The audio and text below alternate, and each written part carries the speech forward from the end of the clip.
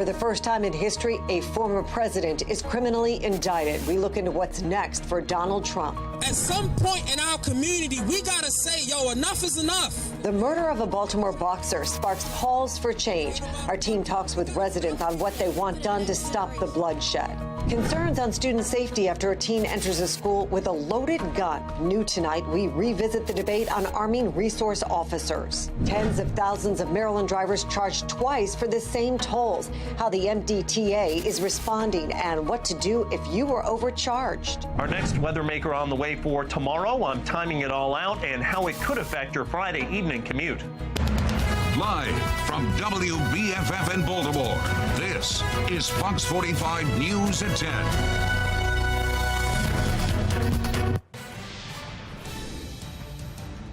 Good evening, everybody. I'm Mary Bubala. And I'm Kai Jackson. Fox 45 News continues to follow breaking news as former President Donald Trump is criminally indicted in New York. Trump becomes the first current or former president to face a criminal indictment. And here's what we know so far. The actual charges remained under seal at this point, but reporting in recent weeks points to potential campaign finance violations surrounding hush money payments in the Stormy Daniels affair saga. Well, the prosecutor says he has notified the Trump team and is working on a potential scenario where the former president surrenders. That's possibly next week. Former Vice President Mike Pence gives his thoughts on the charges moments ago. I think the unprecedented indictment of a former president of the United States on a campaign finance issue is an outrage.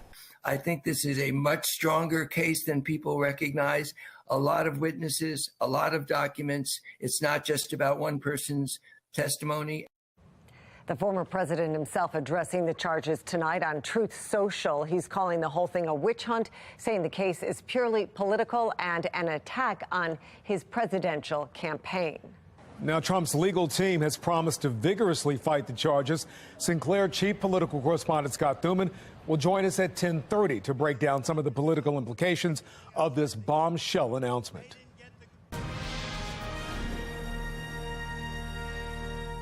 In Maryland, 11 days remain in this year's legislative session. Fox 45 News presses lawmakers on the status of bills aimed to stop deadly violence. And tonight we're hearing from community members who say they are already doing all they can in the crime fight.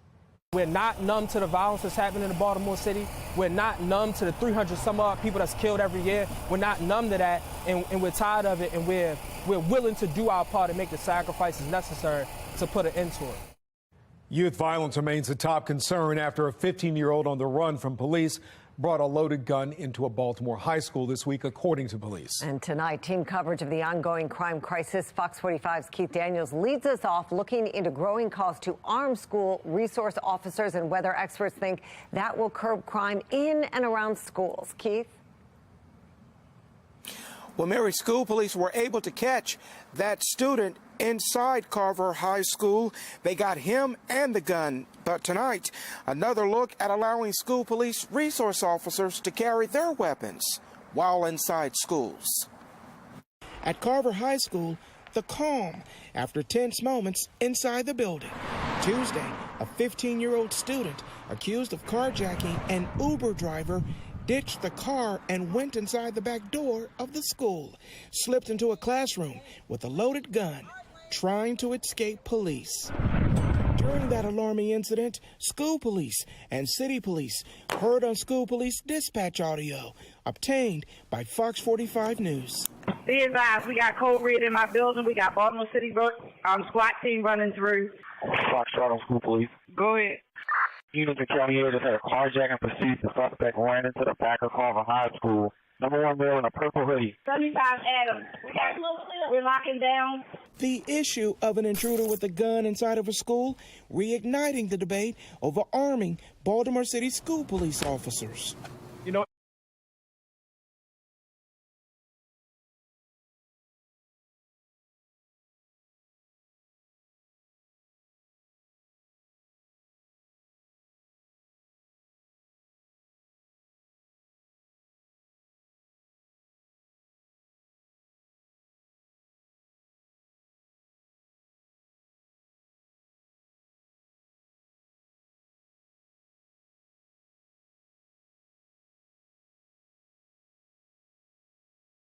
strike the city so far this year. In total, 125 people shot, 62 killed in the span of just 3 months. Here in Baltimore, it's terrible.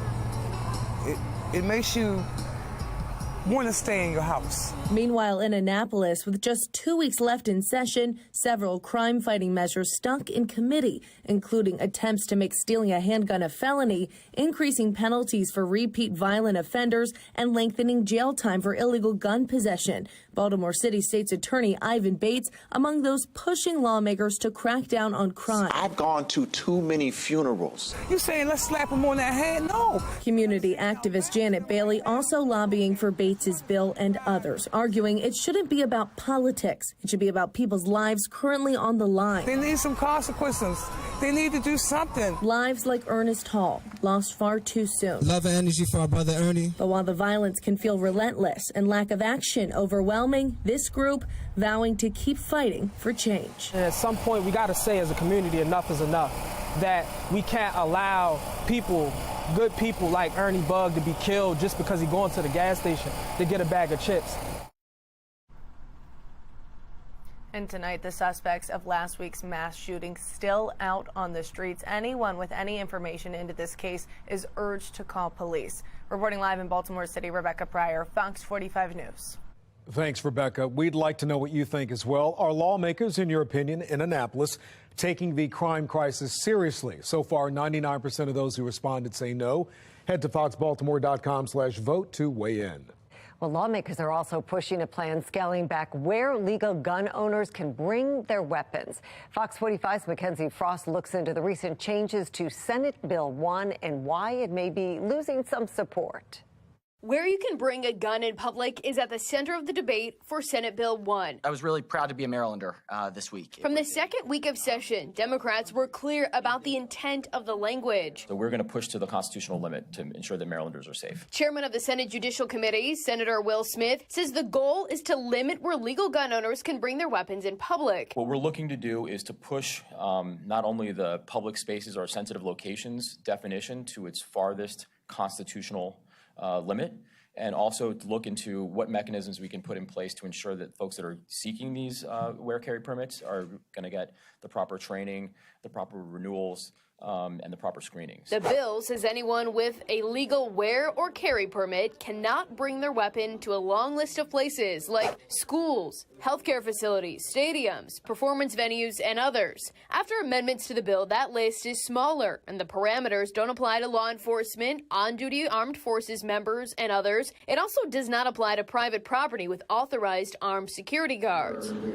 Beyond the goal of stretching the constitutional limits, Senate President Bill Ferguson says the bill drills down to a fundamental question. What type of society do we want to live in? Do we want to live in one where we think that violence is solved by more guns? Or do we want to live in a society where we believe that people should have the opportunity to maximize their potential and not need a gun to feel safe? But critics disagree. I'd say I have arrested probably 200 to 300 people for weapons charges. And out of those 200 to 300 weapons people that had charges for weapons, I honestly can only remember 2 who actually had valid gun licenses. 2. Melissa Pinkleton, a law enforcement analyst and retired police officer, says targeting legal guns won't make communities safer. The people who are committing these crimes, these murders, aggravated assaults, robberies, they are not purchasing their guns legally anyway. Republicans oppose the plan. I think the bill's terrible, and I think it will be struck down in court. Senate Minority Whip Justin Reedy argues lawmakers should have spent their 90 days in session tackling legislation to curb violent crime. We have this huge issue with violent crime and repeat violent offenders using illegal firearms, but the General Assembly's priority so far has been to just crack down on people who they cannot show really one significant instance of a permit holder committing a crime. And this time, some Democrats agree.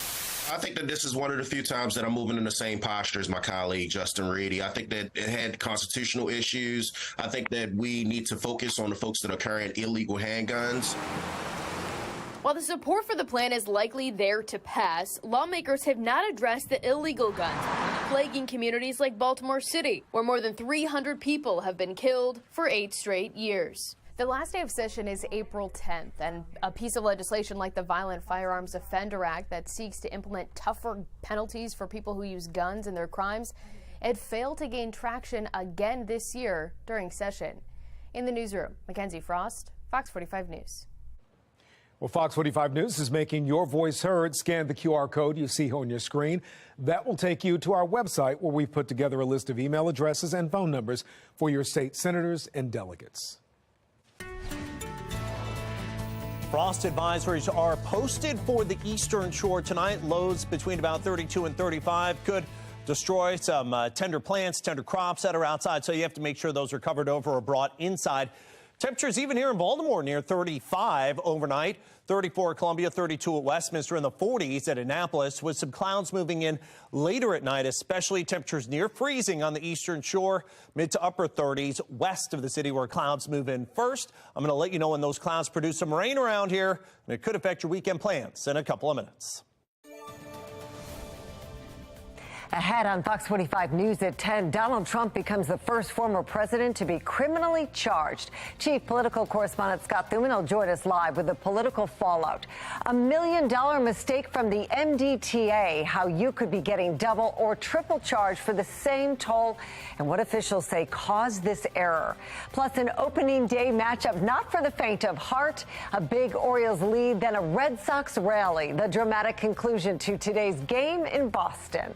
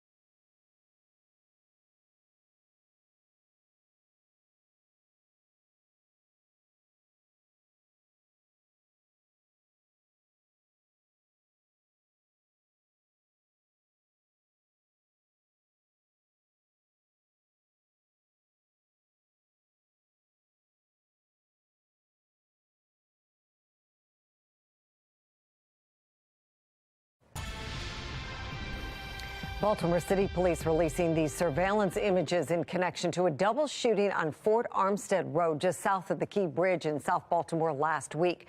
2 women, ages 19 and 20, were shot. Anybody with information is asked to call Metro Crime Stoppers. There's new information on an attempted murder suspect arrested in Baltimore. Court records show Karan Alston was already wanted by police when he allegedly went on a violent crime spree across the city. Fox 45's Alexa Ashwell digging into the accusations against him and how they're being handled in court. Police and city leaders have long stressed the need for consequence and accountability when it comes to repeat violent offenders. Well, court records show BPD has arrested Karan Alston 12 times since 2013, and he was on probation in another jurisdiction at the time he allegedly went on this crime spree. It was in this neighborhood on Northway Drive in Northeast Baltimore where police say a man, later identified as Karan Alston, shot a man while attempting to rob him back on February 15th. Little did investigators know the 27-year-old was in the midst of a crime spree. According to court records, Alston had already committed 2 other armed robberies and assaults earlier that month. on February 2nd, then again on February 11th, then continued committing crimes after the attempted murder, including 2 separate incidents on March 2nd, one crime, yet another robbery and assault, and the other for theft and drug possession. Records show Alston was finally arrested in that theft and possession case, but was granted bail and released. Court documents show he went on to commit yet another armed robbery while on bail on March 17th. Alston was finally arrested about a week and a half later here on East Northern Parkway. Mr. Alston probably should not have been released. Local attorney Jeremy Eldridge weighing in on why Alston would have been released on bond when records show he was on probation for a conviction out of Anne Arundel County. The question is, did the court that released him have all of the information regarding his criminal history, regarding his release status, regarding his probationary status or parole status? City police and leaders have long stressed the need for consequence and accountability when it comes to these repeat violent offenders. Just this week, the police commissioner speaking to this when announcing the takedown of a drug trafficking ring where 30 members had prior arrests and 12 were repeat violent offenders. That there are people who are being arrested multiple times, people being arrested many times, and justice is not either being served or their cases are not coming to fruition with them either being prosecuted and or convicted. And there are many reasons for that because there are multiple areas of the criminal justice system that all have to be aligned to make sure that that happens. But police, the courts, and parole and probation. Records show officials in Anne Arundel County issued a warrant for Alston's arrest for violating his terms nearly 3 weeks before he was finally taken into custody. There is no alert system set up in the state of Maryland. And Senator Corey McCray from Baltimore City put forth a bill before the legislature last year that didn't make it, that would have potentially solved this exact problem. Right now, Alston is being held here in Baltimore. Alexa Ashwell, Fox 45 News. The wait is over. It's opening day across Major League Baseball as the Orioles begin their 2023 campaign. That's right. Rocco DeSangro is here with today's thriller in Boston. Rocco. Yeah, Mary, Kai, you can call it a thriller, but the score should have never been that close. In the end, though, a win is a win. The O's will take that opening day win that included a bit of history, thanks to one of their young stars. Birds in action with the Red Sox for the first of 162. Adley Rutschman was not called up until after opening day last year, and he made his first opening day swing count. Solo shot to right. That's a way to start the season. In fact, he made every swing count. How about another 2 RBIs? Adley, the bat was just on fire. This one got close late, but the O's hold on for the 10-9 win. Rutschman goes 5 for 5 and becomes the first catcher in MLB history to record a 5-hit game on opening day. If you do anything historical for the Baltimore Orioles, it's been a lot of great players that have played, wore this uniform, and it's not going to be the only time you're going to say that about Adley. He's going to be doing other things that are going to be first as well because he's just a super special player, really good hitter, and hasn't even played a full year yet. We'll hear from the man himself, Adley Rutschman, about his historic day at Fenway Park, plus the Terp that's heading to the next level, coming up on the late edition of Sports Unlimited. And it might be one of your last chances to take in the D.C. cherry blossoms this season as the winds and the rain could pick up by later tomorrow on into Saturday, taking care of those peaking blossoms. But mostly cloudy skies at 9 a.m. working to 70. Those showers start moving in during the p.m. commute. I'm going to let you know how long they last into weekend plans by Weather Authority forecast.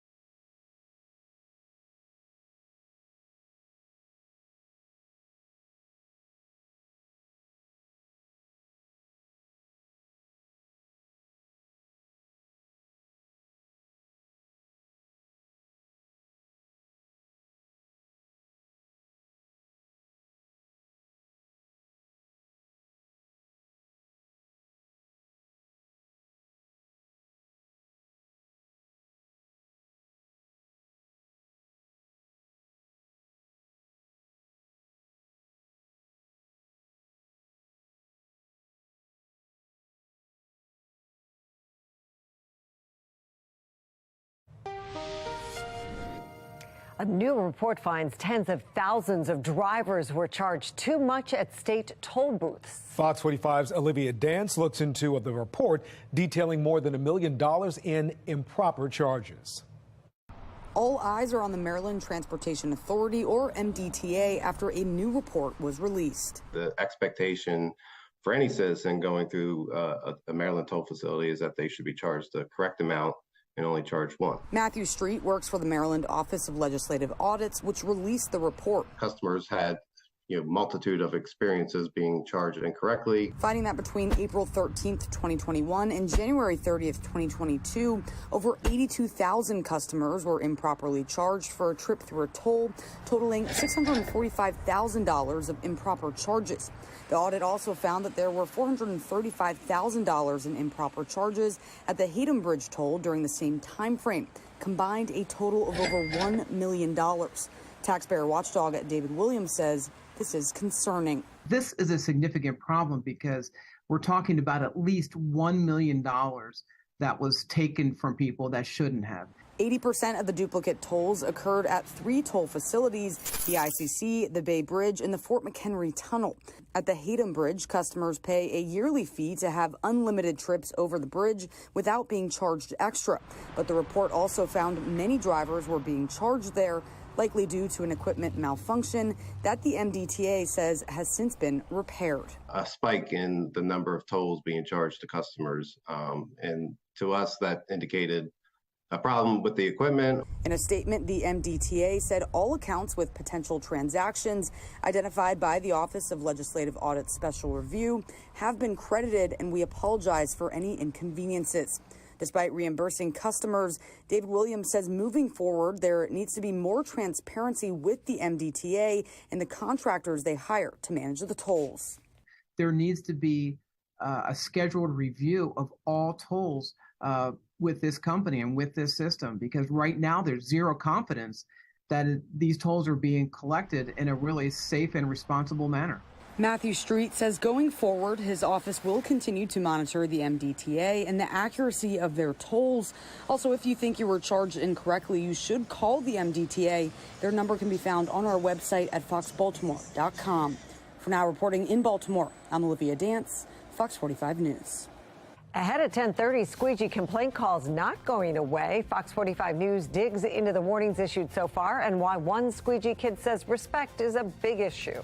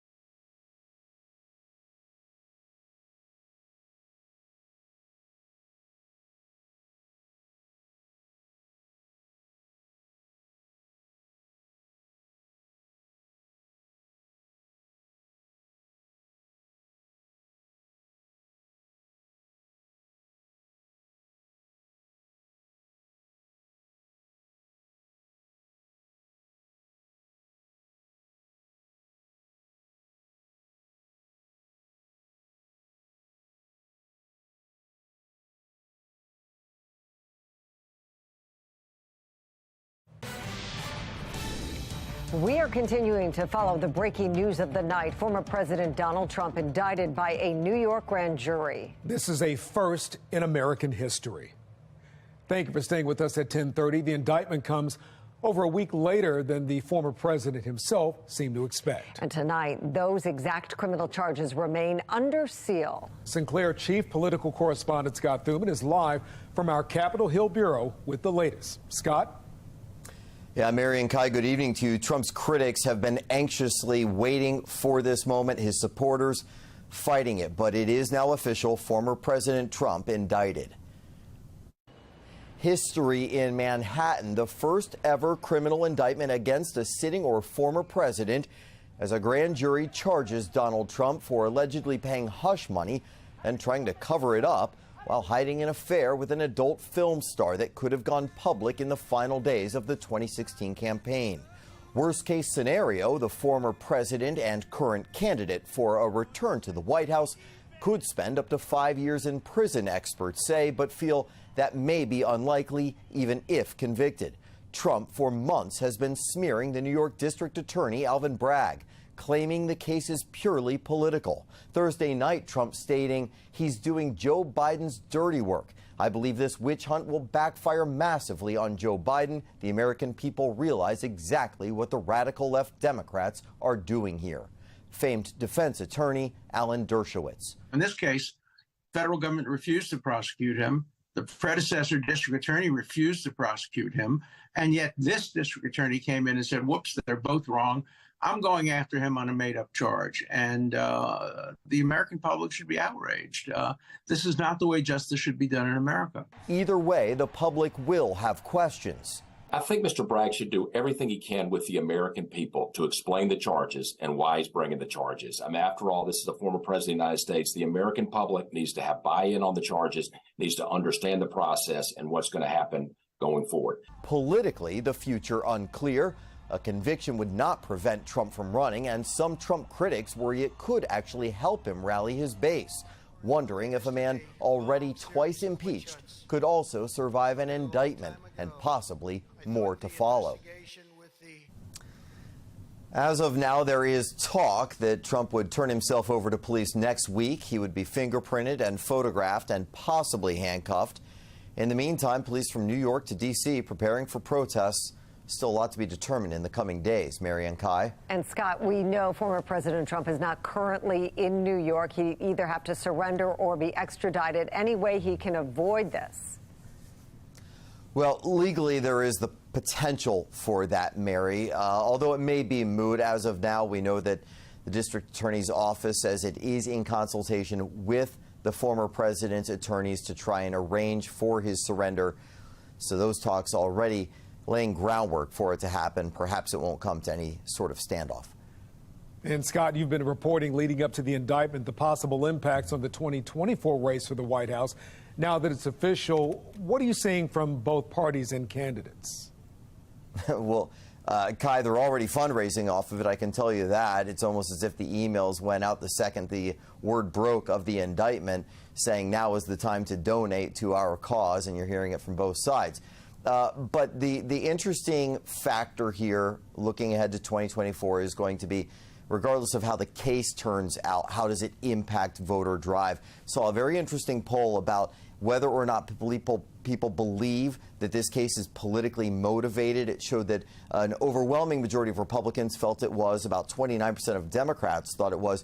But the key figure was 70% of independents believe there was some sort of political agenda behind this case. That could be interesting because independent voters are also often classified as swing voters. They can make the difference in a tight election.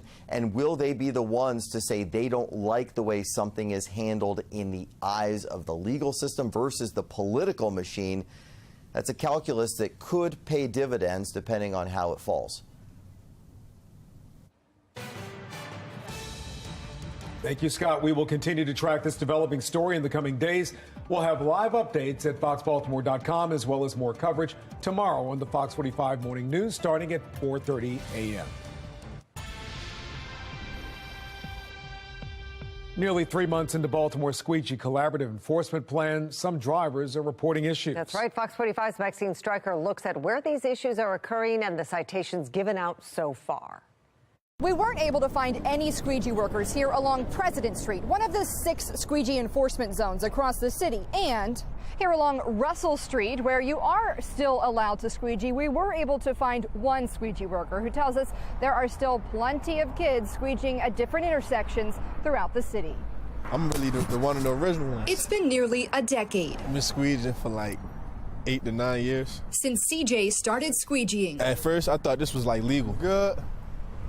Have a good one. You can almost always find him here next to M&T Bank Stadium. Good today, sir. Hamburg and Russell. This is the only intersection. There wasn't a ton of business Thursday. We barely wash windows. But the money was flowing. Me? You gotta stay down so you come up. Have a good one. We get money because, like, how nice we is, how respectful we is. Good today, man. And that's what he says it comes down to. Respect. All right, you have a good day. Have a blessed one. But that's been hard to come by for some. The squeegee gentleman said they attempted to wash cars in traffic and he damaged his vehicle. That's a call to Baltimore police Tuesday. That same day, police tell us there were 6 calls for service alone in reference to squeegee-related incidents. Squeegee enforcement zones went into effect on January 10th, banning squeegeeing in 6 high-traffic intersections throughout the city.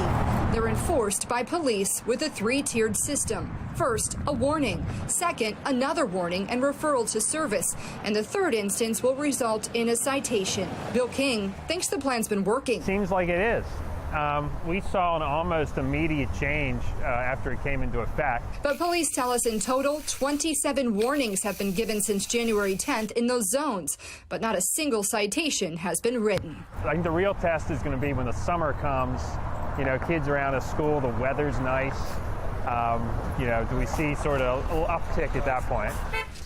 Ooh, have a good one. For now, CJ is staying put at an intersection he knows he's safe to squeegee. I know I'm good right here. I know I'm good squeegeeing, and I know other kids not good because like how they react. And hoping those who can't seem to show drivers respect don't ruin it for him. It's new kids coming in, they messing up for us, for the ones that already been doing this for years. In Baltimore, Maxine Stryker, good, Fox 45 News. Right, have a good one. Well, if you have a run-in with a squeegee kid, we'd like to hear about it. Send us an email to news@foxbaltimore.com or send us any photos or videos through Chime In. Baltimore's chapter of the NAACP says their city office on 26th Street was vandalized. You can see broken glass and boarded up windows still left behind. Reverend Kobe Little chairs that chapter. Now, he says he was at his desk when a piece of concrete and bottle were thrown, breaking the door. Reverend Little says the attack was targeted. He has a message for the suspects. Now, if this attack was designed to cause us to be fearful, we tell the attackers we're encouraged. We're encouraged by our faith in our Creator. We're encouraged by the witness of our ancestors and those civil rights activists who endured far worse. The NAACP shared this surveillance video on Twitter. You can see 4 people walking around the street outside that office. Then in the bottom right corner, one person appears to throw some object toward the building before they all run away. According to a release, Baltimore police have now filed a report about this incident. New population estimates from the U.S. Census Bureau show population loss in Baltimore County and Baltimore City is accelerating, while neighboring counties like Howard, Harford, and Anne Arundel County have seen gains since 2020. The city's population decreased between July 2020 and July 21 by just over 1%.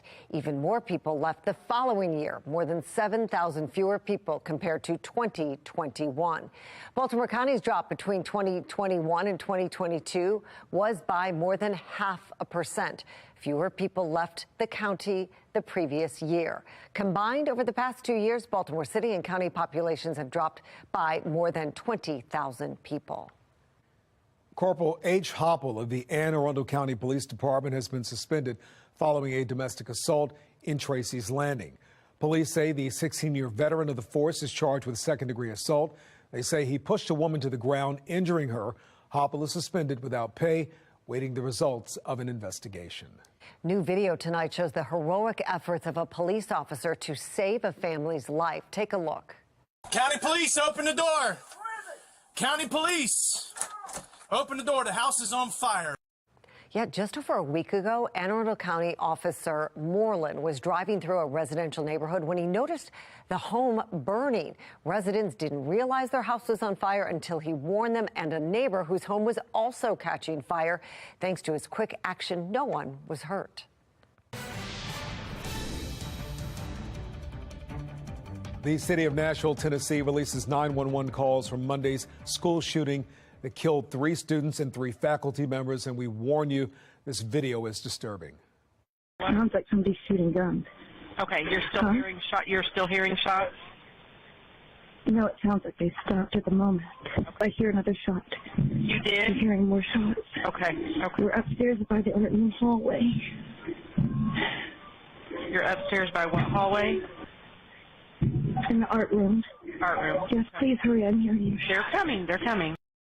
Well, the release comes as the public continues to learn more about the shooter, 28-year-old Audrey Hale. Those include concerning messages with the childhood friend prior to the attack and her frequent grief-filled posts on social media. The national community held a vigil to honor the victims last night, and the first victim will be laid to rest in a ceremony tomorrow. Nearly 3 dozen people busted in a Baltimore drug ring, but at least 14 other members continue to evade police. The efforts to track them down in tonight's Maryland's Most Wanted. And on the late edition, in the wake of the indictment against former President Trump, reaction from both sides of the aisle and the woman at the center of it all. And the bus stop forecast for tomorrow. We start with some clouds, but should be pretty dry at 38. A warmer afternoon, though, as temperatures rise well into the 60s, but there is a risk of some rain. So kids may want to have their umbrellas ready for after-school activities. I'm going to let you know if it lasts at your weekend plans in my Weather Authority forecast.